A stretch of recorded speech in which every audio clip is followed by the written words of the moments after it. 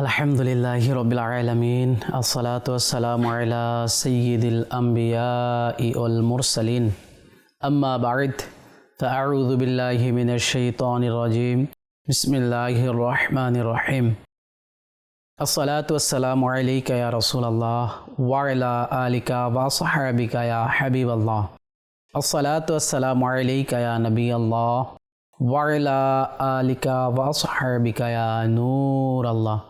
প্রিয় ইসলামী ভাইয়েরা এবং মাদানী চ্যানেল বাংলার দর্শকবৃন্দ, আবার উপস্থিত হলাম মাদানী চ্যানেল বাংলার অনুষ্ঠান সোনালী যুগ নিয়ে। যে যেখান থেকে আমাদের এই অনুষ্ঠান দেখছেন, কাছে কিংবা দূরে, দেশে কিংবা প্রবাসে, সবাইকে জানাই আন্তরিক মোবারকবাদ ও অভিনন্দন। আমরা এই অনুষ্ঠানে আপনাদেরকে সোনালী যুগের সোনালী গল্প বলে থাকি, যে গল্পগুলোর মাধ্যমে আমাদের জীবনের অনেক নসিহত অর্জন হয়। আমরা যদি এই গল্পগুলো থেকে শিক্ষা গ্রহণ করে আমরা আমাদের জীবনে যদি বাস্তবায়ন করতে পারি, তাহলে ইনশাআল্লাহ আমাদের জীবনগুলো সোনালী রঙে রঙিন হয়ে যাবে। আসুন আমরা অনুষ্ঠানের শুরুতে একটি দুরূদ শরীফের ফজিলত শ্রবণ করে নিই। আল্লাহ পাকের সর্বশেষ নবী রাসূল আরবি সাল্লাল্লাহু আলাইহি ওয়াসাল্লামের উপর দুরূদ শরীফ পাঠ করার অসংখ্য ফজিলত এবং বরকত রয়েছে। জি হ্যাঁ, বর্ণিত রয়েছে, মা জালাসা কওমুন মাজলিসান লাম ইয়াযকুরুল্লাহা ফিহি ওয়া লাম ইউসাল্লু আলা নাবিয়্যিহিম ইল্লা কানা আলাইহিম তিরাতান ফাইন শাআ আযাবাহুম ওয়া ইন শাআ গফারা লাহুম।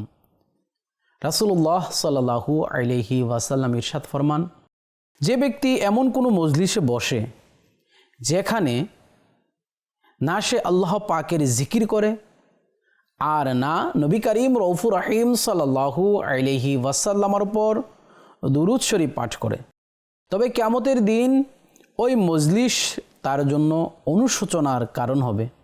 সুতরাং যদি আল্লাহ পাক চান তাকে আযাব দিবেন এবং যদি চান ক্ষমা করে দিবেন। প্রিয় ইসলামী ভাইরা, আমরা যখনই কোনো মজলিসে বসবো, কোনো মজলিসে বসার সৌভাগ্য অর্জন হবে, তখন আমরা ইনশাআল্লাহ মজলিসে বসার পূর্বে আমাদের নবী সাল্লাল্লাহু আলাইহি ওয়াসাল্লামের উপর দুরূদ শরীফ পাঠ করে নেব। ইনশাআল্লাহ এতে আমাদের উপর আল্লাহ তাআলার রহমত বর্ষণ হবে, আমাদের গুনাহগুলো ক্ষমা হয়ে যাবে এবং এই মজলিস কিয়ামতের ময়দানে আমাদের অনুশোচনার কারণ হবে না ইনশাআল্লাহ।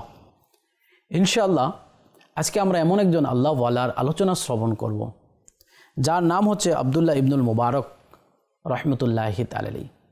তিনি একজন খোদাবিরু আল্লাহওয়ালা মুত্তাকি, অনেক বড় দরজার ওলি ছিলেন।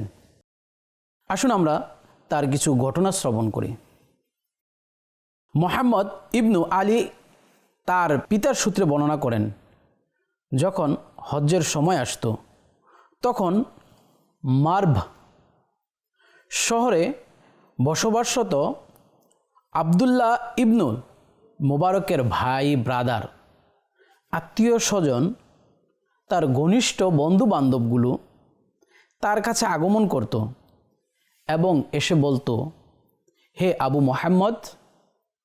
আব্দুল্লাহ ইবনে মুবারক রহমতুল্লাহি তাআলা আলাইহিকে সম্বোধন করে বলতো, হে আবু মুবারক, হজের সময় ঘনিয়ে এসেছে। হজের সফরে আপনি আমাদেরকে আপনার সফর সঙ্গী হিসেবে রাখবেন, আমাদেরকেও আপনার সফর সঙ্গী বানিয়ে নিন।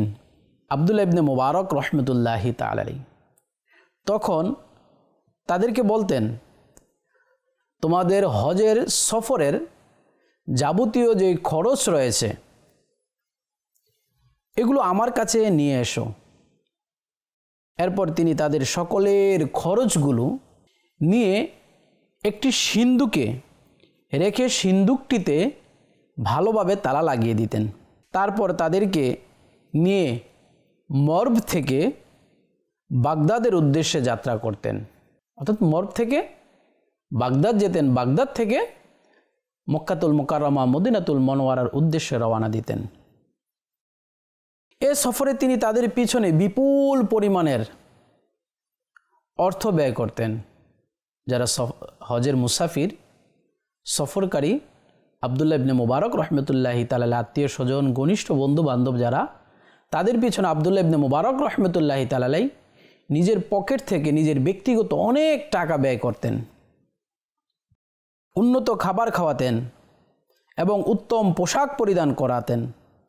এরপর সবাইকে চমৎকার সাজে সজ্জিত করে তাদেরকে সাথে নিয়ে বাগদাদ থেকে মদিনার পথে যাত্রা করতেন।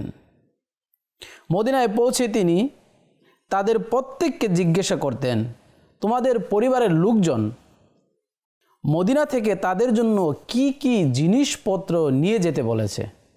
তারা সবাই যার যার আত্মীয় স্বজন, বন্ধু বান্ধব, পরিবারের লোকজন যে যা কিছু নিয়ে যেতে বলেছে তা আবদুল্লাহ ইবনে মুবারক রহমতুল্লাহ তাআলাকে বলতেন, আমার পরিবারে ইমুক লোক এই জিনিসটা নিয়ে যেতে বলেছে, অমুক লোক এই জিনিসগুলো নিয়ে যেতে বলেছে। এভাবে আবদুল্লাহ ইবনে মুবারক রহমতুল্লাহ তাআলা তাদের সবার জন্য মদিনা থেকে জিনিসপত্র সামগ্রী ক্রয় করে দিতেন, কিনে দিতেন। এরপর তাদেরকে নিয়ে মদিনায় থেকে মক্কার পথে যাত্রা করতেন। মক্কায় পৌঁছে হজের কার্যক্রম কমপ্লিট করে সম্পন্ন করে তিনি তাদের সবার উদ্দেশ্যে বলতেন, তোমাদের পরিবারের লোকজন কে কার জন্য কি নিয়ে যেতে বলেছে। তারা আবার পূর্বের ন্যায় যেভাবে মদিনার মধ্যে বলেছে, মক্কা তো ঠিক তদ্রূপ বলে আমাকে এই জিনিসগুলো নিয়ে যেতে বলেছে। আবদুল্লাহ ইবনে মুবারক রহমতুল্লাহি তাআলা মদিনার মতো মক্কাতেও তাদের জন্য অনেক সামগ্রী ক্রয় করে তিনি সেগুলো তাদেরকে দিয়ে দিতেন এবং অতঃপর তিনি মক্কা থেকে বের হয়ে তাদের নিয়ে নিজ মাতৃভূমি নিজ জন্মস্থান মারবের উদ্দেশ্যে রওনা হতেন। মারব শহর পৌঁছার আগ পর্যন্ত এভাবেই তিনি তাদের পিছনে পূর্বের ন্যায় অসংখ্য অর্থ ব্যয় করতেন। এরপর মারবে পৌঁছে আবদুল্লাহ ইবনে মুবারক রহমতুল্লাহি তাআলা নিজ অর্থায়নে তাদের ঘরবাড়িগুলো সুসজ্জিত করে দিত। অতঃপর মারবে পৌঁছে তিনি 3 দিন পর তিনি তাদের জন্য বিশাল একটি ভোজের আয়োজন করতেন, খাবারের আয়োজন করতেন এবং প্রত্যেককে ওই ভোজের মধ্যে নতুন নতুন কাপড় উপহার দিতেন। এসব অনুষ্ঠান শেষ করে তিনি যে সিন্ধুকে তার ভাই বন্ধু আত্মীয় স্বজনের যেই টাকাগুলো রেখেছিল তা আবার তাদের নিকট ফিরিয়ে দিতেন। বর্ণনাকারী বলেন, আমি আবদুল্লাহ ইবনে মুবারক রহমতুল্লাহি তাআলা এর খাদেমের মুখে শুনেছি, তিনি তার জীবনের শেষ সফর থেকে ফিরে এসে একটি বিশাল বড় ভোজের আয়োজন করেন, খাবারের আয়োজন করেন, অনুষ্ঠান করেন। সেই ভোজে অতিথিদের সামনে 25টি অনেক বড় বড় বৃহত্তর খাবারের দস্তরখানায় ফালুদা পরিবেশন করা হয়েছিল। একবার তিনি ফুজাইল ইবনে আয়াজকে বলেছিলেন, যদি আপনি এবং আপনার সাথীবৃন্দ না থাকতেন তবে আমি ব্যবসা বাণিজ্য করতাম না। বর্ণনাকারী বলেন, আবদুল্লাহ ইবনে মুবারক প্রতি বছর অভাবী ও অভাবগ্রস্ত লোকদের মাঝে 1 লক্ষ টাকা 1 লক্ষ দিরহাম বিতরণ করতেন। শুধু তাই নয়, প্রিয় ইসলামী ভাইরা, আসুন আমরা আবদুল্লাহ ইবনে মুবারক রহমতুল্লাহি তাআলা আরও কয়েকটি ঘটনা শ্রবণ করে নিই। মুহাম্মদ ইবনে ঈসা বর্ণনা করেন, আবদুল্লাহ ইবনে মুবারক রহমতুল্লাহি তাআলা প্রায় সময় তার সুস নগরীতে গমন করতেন। গমন পথে রাকা নগরীতে পৌঁছে একটি সরাইলখানায় যাত্রা বিরতি করতেন। তখন একজন যুবক বিভিন্ন সমস্যা ও প্রয়োজন নিয়ে তার কাছে আসতো, আর তিনিও তার সব কথা মনোযোগ দিয়ে শুনতেন এবং তার প্রয়োজনগুলো মিটিয়ে দিতেন, মিটানোর চেষ্টা করতেন। এমনই করে এক সফরে তিনি রাখা শহরে গেলেন, কিন্তু যুবকটির দেখা পেলেন না। এদিকে তিনি তখন তাড়াহুড়ার মধ্যে ছিলেন, তাই যুবকটির ব্যাপারে খোঁজ খবর নেওয়ার তেমন সুযোগ হয়নি। ফলে তিনি তার কাফেলার সঙ্গে রাখা শহর পরিত্যাগ করলেন, ছাড়লেন। সফর সঙ্গীদের সাথে রাখা ছেড়ে অন্যত্র চলে গেলেন। পরবর্তী সফর থেকে ফেরার পথে পুনরায় রাখা শহরে সফর যাত্রা বিরতি হলো। তিনি লোকদের কাছে ওই ছেলেটির কথা জিজ্ঞাসা করলেন, জানতে চাইলেন। লোকেরা বলল, সে যৌনক ব্যক্তির থেকে ঋণ নিয়েছিল, একজন ব্যক্তি থেকে ঋণ নিয়েছিল, কিন্তু সময় মতো তা পরিশোধ করতে না পারায় এখন কারাগারে বন্দী। তিনি জানতে চাইলেন, তার ঋণের পরিমাণ কত? লোকেরা বলল, 20,000 দিরহাম। তিনি তখন লোকদের কাছে পাওনাদার লোকটির ঠিকানা জানতে চাইলেন। ঠিকানা পেয়ে এক রাতে তিনি গোপনে ওই লোকটির বাড়িতে গিয়ে উপস্থিত হলেন এবং তার সামনে 20,000 দিনার ওজন করে অতঃপর তাকে সেগুলো প্রদান করলেন এবং বললেন, আমি আপনাকে আল্লাহর শপথ দিয়ে বলছি, যতদিন আমি আব্দুল্লাহ বেঁচে থাকব ততদিন পর্যন্ত আমি যে আপনাকে এই যুবকের ঋণের টাকা পরিশোধ করেছি তা আপনি কাউকে বলতে পারবেন না, তা কাউকে বলবেন না। বর্ণনাকারী বলেন, পরের দিন সকালে যুবকটি কারাগার থেকে মুক্তি পেল। এদিকে শেষ রাতেই আবদুল্লাহ ইবনে মুবারক রাকা শহর ছেড়ে নিজ গন্তব্য পথে বেরিয়ে পড়েছিলেন।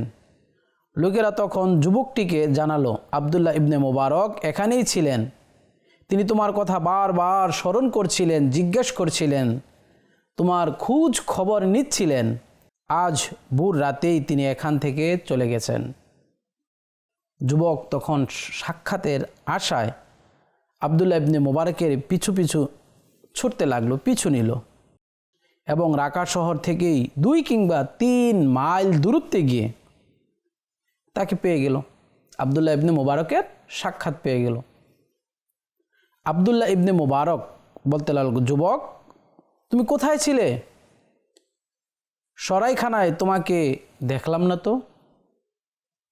যুবক বলতে লাগলো, আমি এক লোক থেকে ঋণ নিয়েছিলাম, সময় মতো তা পরিশোধ করতে না পারায় এতদিন আমি কারাগারে বন্দী ছিলাম। আবদুল্লাহ ইবনে মুবারক, তাহলে সেখান থেকে মুক্তি পেলে কিভাবে? যুবক, এক লোক এসে আমার সব ঋণ পরিশোধ করে দিয়েছে, আমি জানি না সে কে, কি তার পরিচয়। আবদুল্লাহ ইবনে মুবারক বলল, যুবক আল্লাহর শুকর আদায় করো যে তিনি তোমার ঋণ পরিশোধের ব্যবস্থা করে দিয়েছেন। বর্ণনাকারী বলেন, আবদুল্লাহ ইবনে মুবারক মৃত্যু অবধি কেউ এ গোপন ঘটনা সম্পর্কে জানতে পারেনি। সুবহানাল্লাহ, সুবহানাল্লাহ।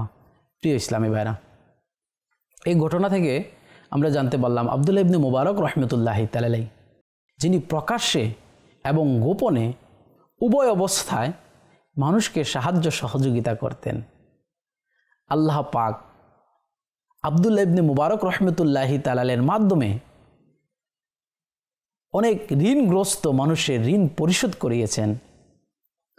জি হ্যাঁ, যা আপনারা কিছুক্ষণ পূর্বেই শুনলেন, এক অভাবগ্রস্ত যুবকের ঋণ উনি কিভাবে পরিশোধ করে দিয়েছেন, গোপনে পরিশোধ করেছেন। ওই যুবক পর্যন্ত জানতে পারেনি, আশেপাশের কোনো লোক জানতে পারেনি 20,000 দিরহাম কে পরিশোধ করেছে। আমরাও যখন আল্লাহর রাস্তায় দান করব, সদকা করব, আমরা চেষ্টা করব গোপনে সদকা করার জন্য। আর সদকার অনেক ফজিলত রয়েছে। জি হ্যাঁ, আল্লাহ পাক কোরআনুল কারীমের মধ্যে প্রিয় জিনিস সদকার কথা বলেছেন। আল্লাহর হাবিব সাল্লাল্লাহু আলাইহি ওয়াসাল্লাম সাহাবায়ে কেরামদেরকে সদকা করার উৎসাহ প্রদান করেছেন। সাহাবায়ে কেরাম আলাইহিমুর রিদওয়ান নিজেদের জান মাল সব কিছু আল্লাহর রাস্তায় রাসূলের কদমের মধ্যে উৎসর্গ করে দিয়েছেন। জি হ্যাঁ, আবু বকর সিদ্দিক রাদিয়াল্লাহু তাআলা আনহু, যিনি অনেক বড় একজন দানবীর ছিলেন, ধনাঢ্য ব্যক্তি ছিলেন, ব্যবসায়িক ছিলেন, কিন্তু আল্লাহর রাস্তায় দান করতে করতে করতে করতে নিজের সব কিছু নিয়ে আল্লাহর রাস্তায় বিলিয়ে দিয়েছেন। এমনিভাবে উমরে ফারুক আজম রাদিয়াল্লাহু তাআলা আনহু, উসমান গনি রাদিয়াল্লাহু তাআলা আনহুর আল্লাহর রাস্তায় সাদকা করার বিষয়ে অসংখ্য ঘটনা রয়েছে। আল্লাহ তাআলা আমাদেরকেও গোপনে এবং প্রকাশ্যে শুধুমাত্র আল্লাহ তাআলাকে রাজি এবং খুশি করার জন্য সাদকা করার তৌফিক দান করুক। জি হ্যাঁ প্রিয় ইসলামী ভাইরা, আমাদের আশেপাশে আমাদের অনেক আত্মীয় স্বজন রয়েছে যারা অভাবগ্রস্ত, যারা বিভিন্ন পেরেশানির মধ্যে রয়েছে, অভাবের মধ্যে রয়েছে। কতই না উত্তম হতো যদি আমরাও আমাদের সালফে সালেহিনদেরকে অনুসরণ করে গোপনে গিয়ে তাদের সমস্যাগুলো সমাধান করে দিতে পারতাম। আমরাও যদি শুধুমাত্র আল্লাহ তাআলাকে সন্তুষ্টি করার জন্য গোপনে গোপনে তাদের সাহায্য করতে পারতাম। আল্লাহ তাআলা আমাদেরকে বেশি থেকে বেশি পরিমাণের গোপনে সাদকা করার তৌফিক দান করুক। আসুন আমরা সোনালী যুগের আরেকটি গল্প শ্রবণ করি। জুন্নুন মিসরি রহমতুল্লাহ তাআলা বলেন, একবার আমি সিরিয়ার আলাকা পর্বতে ভ্রমণ করছিলাম। হঠাৎ সেখানে পশমের জুব্বা পরিহিত 3 জন লোককে দেখতে পেলাম। তাদের প্রত্যেকের হাতে ছিল একটি করে ছোট ব্যাগ এবং ভর দেওয়ার একটি লাঠি। আমাকে দেখে তারা একজন আরেকজনকে বলল, চলো আমরা আবুল ফয়েজ জুন্নুনের সঙ্গে গিয়ে কথা বলি। এরপর তারা আমার কাছে এসে প্রথমে আমাকে সালাম দিল। আমি তাদের সালামের উত্তর দিয়ে জিজ্ঞাসা করলাম, আপনাদের আগমন কোথায় থেকে হয়েছে? তাদের মধ্য থেকে একজন উত্তর দিল, বন্ধুত্ব ও ভালোবাসার বাগান থেকে। আমি জিজ্ঞেস করলাম, কার মাধ্যমে আপনারা সেখানে গিয়েছেন? আরেকজন উত্তর দিল, মহান দাতা আল্লাহ রাব্বুল আলামিনের মাধ্যমে। আমি জিজ্ঞাসা করলাম, সে বাগানে আপনারা কি করছেন? তৃতীয়জন উত্তর দিল, আমরা সেখানে ওয়াজদের পেয়ালা থেকে পানি পান করছি। আমি জানতে চাইলাম, এ কাজে কোন জিনিস আপনাদেরকে সহযোগিতা করেছে?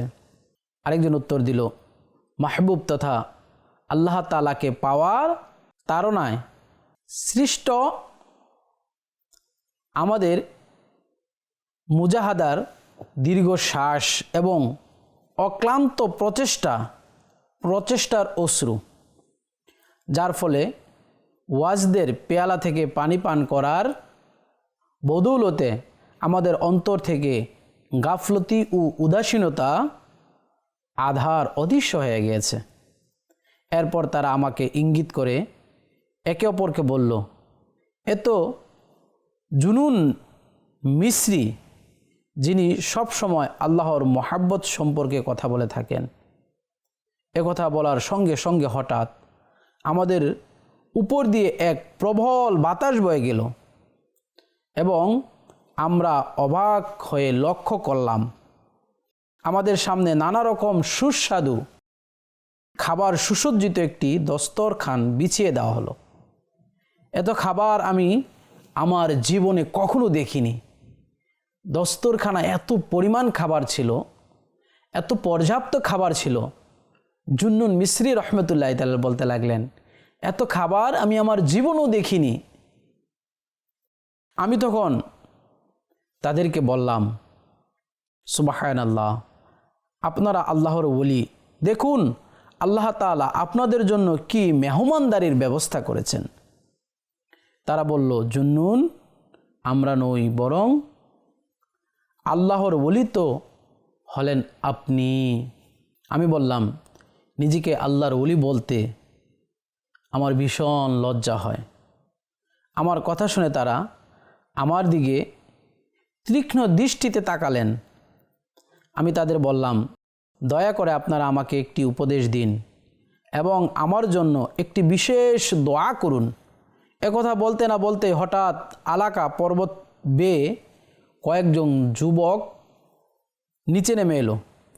প্রথমে সালাম দিল, অতঃপর এই তিনজন আল্লাহওয়ালা যুবককে লক্ষ্য করে বলল, ভাইয়েরা আমার, তোমরা এই অলস ও অকর্ম জুন্নুনের সঙ্গে এত কি কথা বলছো,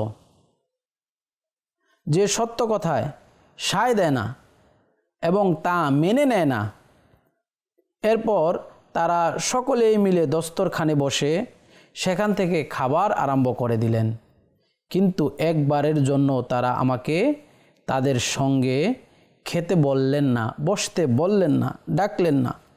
তারা তখন আমাকে বলল, জুন্নুন, জেনে রাখো তোমার ইয়াকিন খুবই দুর্বল। হকের এই ভূমিতে তুমি কেন এসেছ? এরপর তারা খাওয়া শেষ করে সেখান থেকে চলে গেল, আর আমি সেখানেই পড়ে রইলাম। প্রিয় ইসলামী ভাইরা, এই আল্লাহর ওলিদের মহাব্বত বড়া সম্পর্ক, আল্লাহর ওলিদের মহাব্বত বড়া ভালোবাসা, পরস্পর একজন আরেকজনকে রেসপেক্ট করা, সম্মান দেখানো, নিজের থেকে অন্যকে বড় মনে করা। সুবহানাল্লাহ, আজ তো আমরা নিজেকেই বড় মনে করি। আমি বড়, আমার মধ্যে এই যোগ্যতা রয়েছে, আমি এটা করতে পারি, ওইটা করতে পারি। কিন্তু ওনারা নিজেকে বলি ভাবতে বলতে লজ্জাবোধ করতেন। নিজের ওসিলায় নিজের জন্য যে খাবারগুলো আসলো, এগুলো অন্যের ওসিলা, অন্যের খাবার হিসেবে বলতে স্বাচ্ছন্দ্য বোধ করতেন। আরেকটি জিনিস আমরা এই ঘটনা থেকে জানতে পারলাম, যখনই আমাদের কারোর সাথে সাক্ষাৎ হয় আমরা প্রথমে সালাম প্রদান করব। আলহামদুলিল্লাহ, আমরা মুসলমান, আল্লাহ তাআলা আমাদেরকে ঈমানের মতো দৌলত দান করেছে। আমাদের প্রতিটি কাজ, প্রতিটি কর্ম আল্লাহ পাকের হাবিব হুজুর সাল্লাল্লাহু আলাইহি ওয়াসাল্লামার সুন্নত অনুযায়ী, রাসূল সাল্লাল্লাহু আলাইহি ওয়াসাল্লামার তরিকা, পথ, মত অনুযায়ী হওয়া উচিত। আর আল্লাহর হাবিব সাল্লাল্লাহু আলাইহি ওয়াসাল্লামার সুন্নত হচ্ছে যখন কোনো মুসলমান পরস্পর সাক্ষাৎ করবে, দেখা হবে, সালাম দেওয়া। যা আমরা এই ঘটনা থেকে জানতে পারলাম, জুন্নুন মিসরি রহমতুল্লাহি তাআলা আলাইহি যখন প্রথম তিনজন ওলির সাথে সাক্ষাৎ করেছে, ওনারা জুন্নুন মিসরি রহমতুল্লাহি তাআলা আলাইহিকে সালাম করেছেন। এরপরে যখন আবার কয়েকজন যুবক পাহাড় থেকে নেমে এসেছে, তারাও সর্বপ্রথম সালাম দিয়েছে। আমরাও যখন কারোর সাথে সাক্ষাৎ হবে তখন সর্বপ্রথম তাকে সালাম দেব। সালাম আমার রাসূল সাল্লাল্লাহু আলাইহি ওয়াসাল্লামের সুন্নত। আল্লাহর হাবিব সাল্লাল্লাহু আলাইহি ওয়াসাল্লাম বলেন, যে ব্যক্তি সালাম প্রদান করে আল্লাহ পাক তার উপর 90টি রহমত নাজিল করেন, এবং কি যে ব্যক্তি আগে সালাম করে সে অহংকার থেকে মুক্ত থাকে।